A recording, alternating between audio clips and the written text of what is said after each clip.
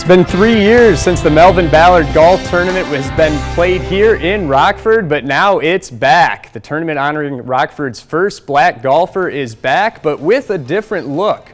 Originally, the event was a 36-hole event with one round at Ingersoll and another round at a separate course. But this year it was brought back as a two-man best ball event over 2 days at Ingersoll. Golfer Danny Gorman had played under the tournament's old format, but he says the new setup led to some fun times on the links.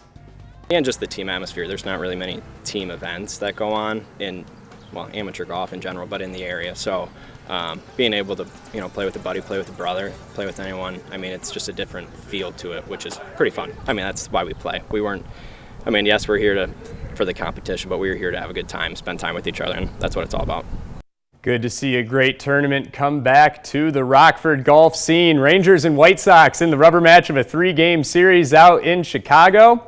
We're going to start right in the 11th inning in a 3-3 tie, but that tie would get broken up by this 3-run bomb by Ezekiel Duran. That makes it 6-3 Rangers. The Sox would battle back in the bottom of the inning. We're going to have Savala. He comes in with a sacrifice fly with no outs and runners on the corners. He hits one in. Danny Mendick would come in next. He shoots one into the alley. It's going to cause a nasty collision, but that would score 2, and the White Sox would come back to tie it, but that game is in the bottom of the 12th right now with the Rangers up 8-6. Cubs looking to avoid a sweep out in New York against the Yankees, and it's been a tough series for them too.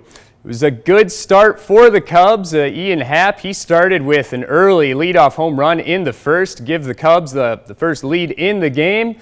But Keegan Thompson did not have it on the bump for the Cubs today. He walks the bases loaded, walks in a run, and then it's a ground rule double for Isaiah Kiner-Falefa, making it a 3-1 game. Cubs defense didn't seem to have it either. We're going to see an infield fly ball.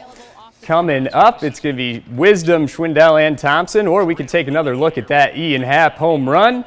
It was a bad one out there for the Cubs, though. They would go on to lose it 18-4, and Cubs are going to be ready to get out of New York and head back to Chicago.